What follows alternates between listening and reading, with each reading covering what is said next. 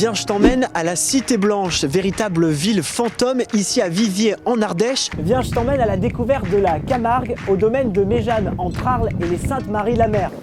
Viens, je t'emmène à Vars, bah oui c'est la saison. Viens, je t'emmène au cœur d'une avalanche dans les Hautes-Alpes. Viens, je t'emmène dans le Vaucluse. Ici, le temps s'arrête au rythme des troupeaux d'alpagas et de chèvres angora.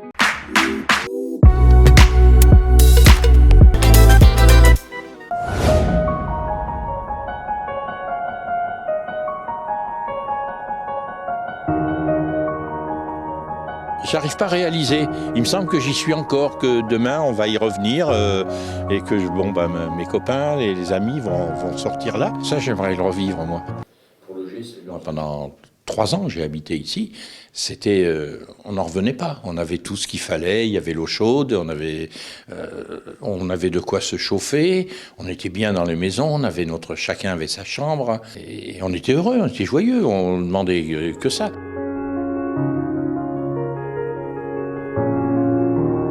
Les parents ont commencé à vieillir, puis certains, pas mal, sont décédés.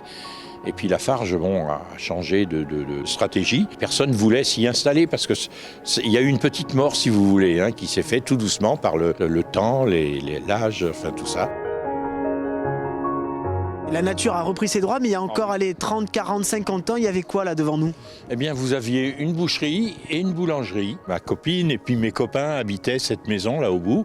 D'ailleurs, en 69, une de ses filles et puis mon copain s'est marié. On a fait le mariage là en face. Vous avez des souvenirs de ce mariage-là? Ah oui, je m'y revois comme si c'était hier.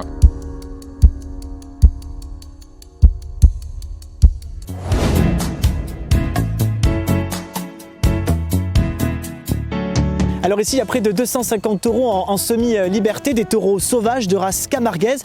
Ces 250 taureaux ne servent exclusivement que pour les courses camarguaises. Les gardiens, vous le voyez là sur ces images qui sont assez impressionnantes, je dois dire, de se retrouver à côté des taureaux. C'est force de la nature. On est en train de trier les taureaux. Ça a toujours été comme ça ici en Camargue, selon la plus pure tradition.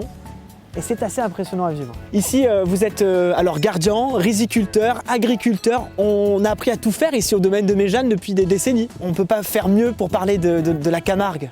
On ne peut pas faire mieux de parler de la Camargue parce que la Camargue, c'est quand même, comme vous avez dit, nos chevaux et nos taureaux de race Camargue. Et en plus, sur le domaine de Méjeanne, qui est un domaine mythique pour la Camargue. 600 hectares entre Marais, Place des Arènes, le Mas et puis le musée Paul Ricard, la Manade de Méjeanne, le Petit Train, 2 restaurants. Un lieu tranquille, paisible, où il y a quand même toute l'histoire de la Camargue qui bat. On va donc rencontrer ces gentils chiens qui font plein de bisous en plus.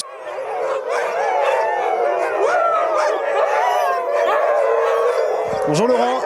Bonjour Maxime.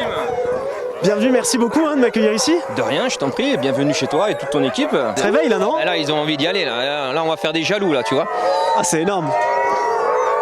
On a à peu près une 60aine de chiens, des huskies de Sibérie en majorité et des Alaskan huskies, c'est-à-dire en fait des chiens qu'on recroise avec du husky pour pouvoir faire l'activité chien de traîneau. Qu'est-ce que tu me proposes là? Qu'est-ce qu'on va faire? On attelle, je t'explique tout et on va faire une petite balade avec toute ton équipe. Eh ben j'ai hâte, on y va. Allez.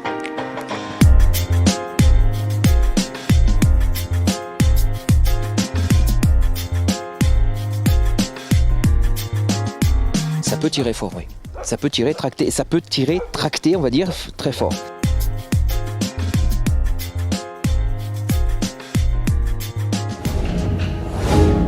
Je suis actuellement sous plusieurs mètres de neige. C'est assez impressionnant pour tout vous dire.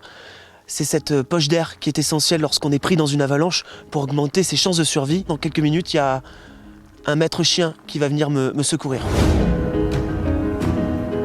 Les avalanches, c'est quelque chose de très puissant. C'est quelque chose qui fait peur, mais en même temps qui fascine. La meilleure façon de se sortir d'une avalanche, c'est de se faire sortir par les copains qui sont à côté. J'ai pas sauvé de vie. J'ai retrouvé des personnes décédées, mais j'ai jamais retrouvé de personnes vivantes. Quand on arrive sur une avalanche avec le chien, c'est une vraie course contre la montre en fait, parce qu'on arrive déjà avec du délai. Quand on sait que les chances de survie sont d'environ 15-20 minutes. C'est à élever quelques alpagas et quelques chèvres angora pour tester. Et puis finalement, c'est devenu les animaux qu'on élève le plus sur la ferme. Quand on a commencé, on a dû parcourir un peu les routes de France pour trouver des alpagas. On a différentes origines. On a des alpagas qui viennent des Hautes-Alpes, et on en a qui viennent de Côte d'Or, on en a qui viennent d'Alsace.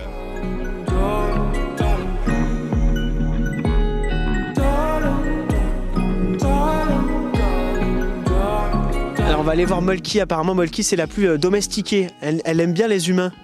Bonjour Molky. C'est impressionnant leur poil comme il est doux. C'est un animal assez paisible avec beaucoup de grâce. Bon alors Bruno, ce sont des animaux, les alpagas, assez malléables d'après ce que je vois. Mais vous avez une technique pour les appeler? Bien sûr, ils répondent si je les appelle. Comment on Tu veux fait? Un petit cours de, Allez, moi, je un veux petit bien. cours de dressage d'alpaga? Allez. Piou. Ça répond pas. Ah si, il y en a un qui a bougé là. Mais elles sont déjà à côté. Alors là, elles se disent, mais pourquoi ils m'appellent? J'en ai déjà là. Attends, je vais essayer. Allez, à toi. J'essaye. Essaye. Piou. Ça marche presque mieux que moi. Hein. Ça a presque mieux marché.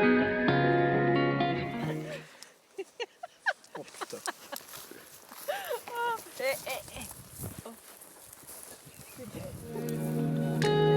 No,